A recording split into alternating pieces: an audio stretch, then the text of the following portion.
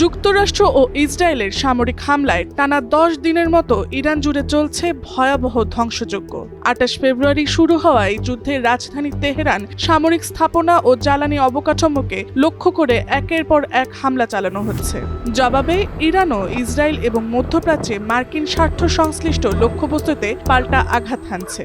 আন্তর্জাতিক সংবাদ মাধ্যমগুলোর বিশ্লেষণে উঠে আসছে, এই যুদ্ধ এখন আর শুধু সামরিক সংঘাত নয়, এটি পুরো অঞ্চলের ভূরাজনৈতিক মানচিত্র বদলে দিতে পারে। আর সেখানেই সবচেয়ে বড় প্রশ্ন, ইরান কি সত্যি টুকরো টুকরো হয়ে যাবে?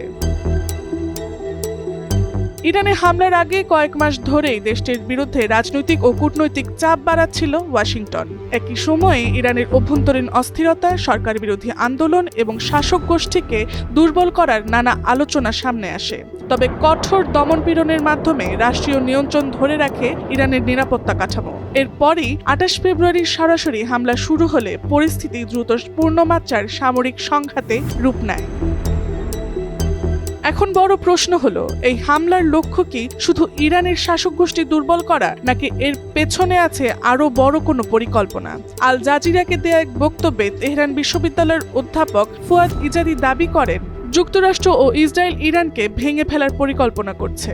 তার মতে যুদ্ধ পরবর্তী ইরানের মানচিত্র বদলে যেতে পারে, এমন ইঙ্গিতও দিয়েছে মার্কিন প্রেসিডেন্ট ডোনাল্ড ট্রাম্প। ইজাদির বক্তব্য অনুযায়ী পারস্য উপসাগর সংলগ্ন তেল সমৃদ্ধ অঞ্চলগুলোকে বিচ্ছিন্ন করে আলাদা ক্ষমতার কাঠামো গড়ে তোলার চিন্তাও থাকতে পারে। যদিও এমন বিশ্লেষণ এখনো রাজনৈতিক ব্যাখ্যার পর্যায়ে রয়েছে, তবু সংঘাতের গতি প্রকৃতি দেখে এই আশঙ্কা পুরোপুরি উড়িয়ে দিচ্ছেন না পর্যবেক্ষকরা। যুদ্ধ, নেতৃত্ব পরিবর্তন এবং অভ্যন্তরীণ ক্ষমতার পুনর্বিন্যাস সব মিলিয়ে ইরানকে ঘিরে এক নতুন বাস্তবতা তৈরি হচ্ছে। ইরান আয়তনে বিশ্বের 17তম বৃহৎ দেশ। ভৌগোলিক বিস্তার, বিপুল জ্বালানি সম্পদ এবং কৌশলগত অবস্থানের কারণে দেশটি দীর্ঘদিন ধরেই আঞ্চলিক শক্তির ভারসাম্যর কেন্দ্রে রয়েছে। তাই এই যুদ্ধের প্রভাব শুধু তেহরানেই সীমাবদ্ধ থাকবে না, এর প্রতিফলন ছড়িয়ে পড়তে পারে পুরো মধ্যপ্রাচ্য, বৈশ্বিক জ্বালানি বাজার এবং আন্তর্জাতিক রাজনীতিতে। Tasnuva Sanjida, Times today.